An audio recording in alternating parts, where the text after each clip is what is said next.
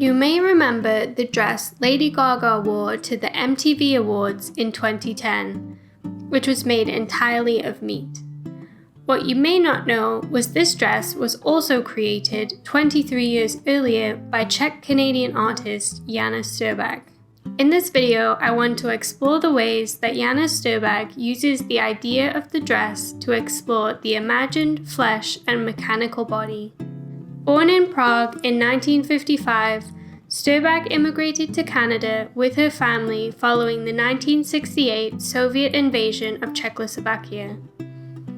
Most of Sterbak's work can be classed as part of conceptual art, which is where the idea or the concept of the work is more important than the work itself. Considered to have been started by Marcel Duchamp's ready-mades, all were made from mostly everyday objects that could be recreated.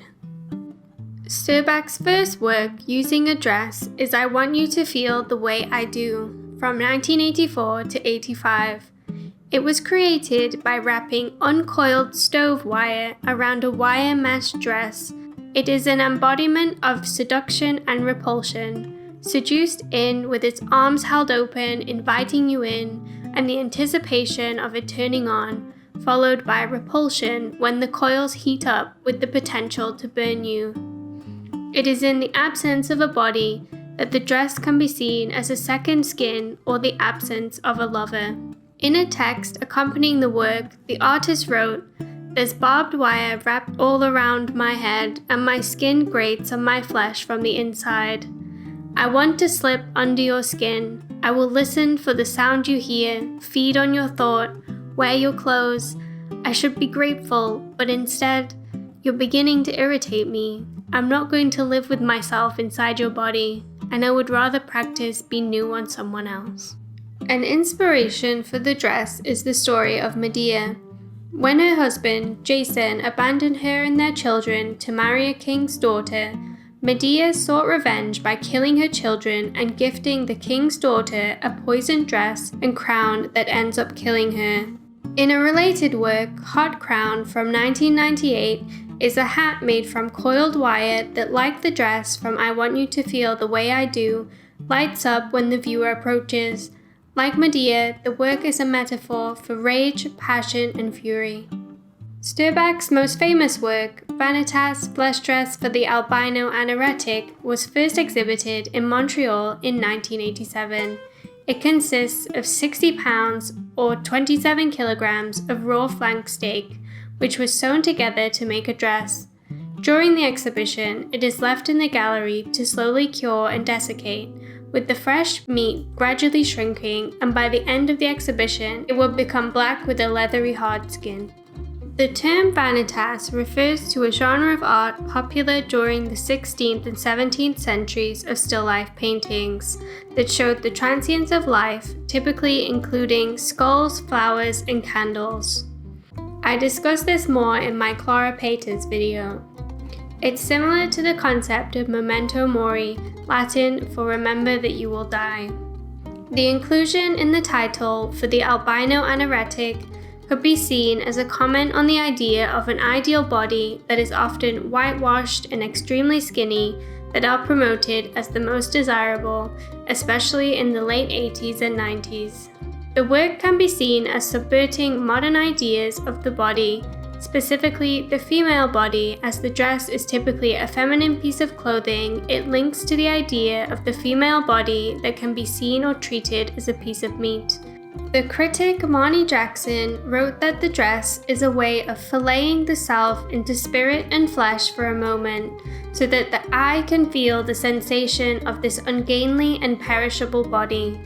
It also acknowledges the aging body, something that the cosmetic surgery industry massively profits from trying to prevent. Specifically, the fact that the meat was sewn together to create the dress, evoking the slicing of skin and sewing back together that would happen during plastic surgery.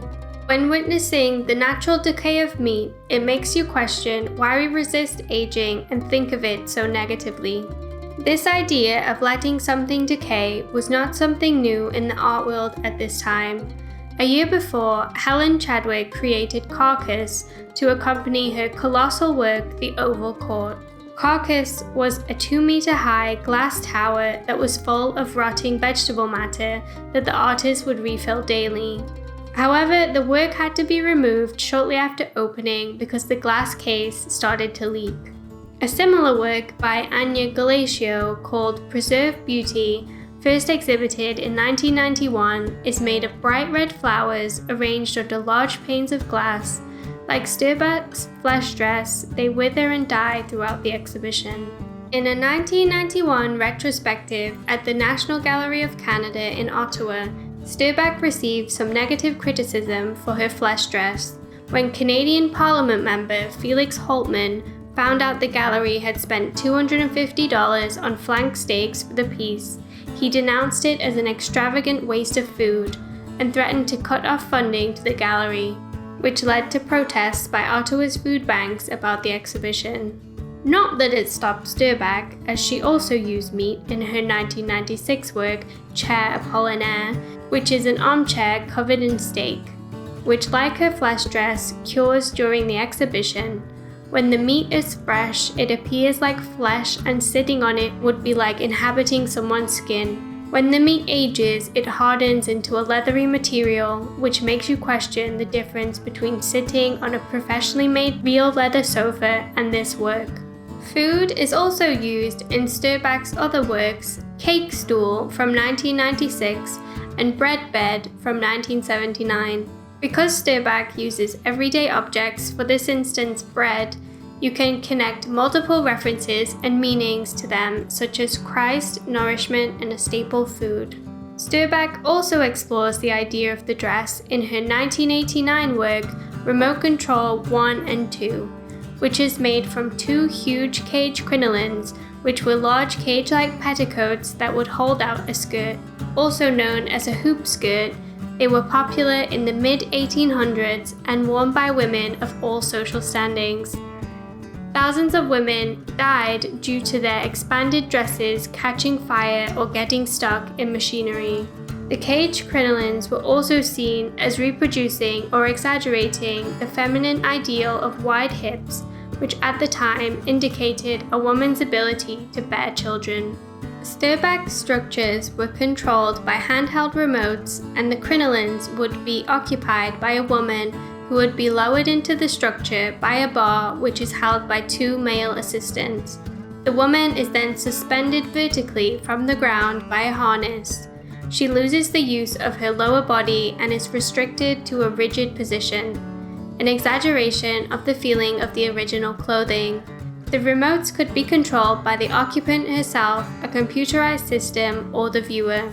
The work highlights the regulation of female bodies in multiple different ways, from the physical limitation of the fashion of the crinoline, taken to extremes by having the woman suspended, also to the restrictions brought upon by marriage, including the legality of rape within a marriage only being criminalized in Canada 6 years before, and wouldn't be in the UK until the 90s. The fact that male assistants place and remove the woman from the structures symbolizes the patriarchal systems that allow such restrictions to be placed on women. Sterbak's work places everyday objects like clothes and food in different contexts and situations to confuse the senses and make us rethink our associations with them. The true genius of Sterbak is the myriad of interpretations you can have of her work. Sterbak said, "I want to make objects that could share the space with ordinary things in everyday context. Objects that would elicit a reaction from persons outside the art context. These pieces were to be mistaken, even if momentarily, for functional things instead of being relegated to the sphere of art and thus rendered rather impotent." This rendering impotent of everyday objects when placed in a gallery also functions as a critique of the high pedestal that we treat art. With her 3 dresses discussed in this video, Sterbak explores the imagined body, the flesh body, and the mechanical body by using electricity, meat, and metal. Sterbak is able to explore ideas of the body with its absence using materials and items that we encounter every day to create something that has seemingly endless interpretations. Thank you for watching.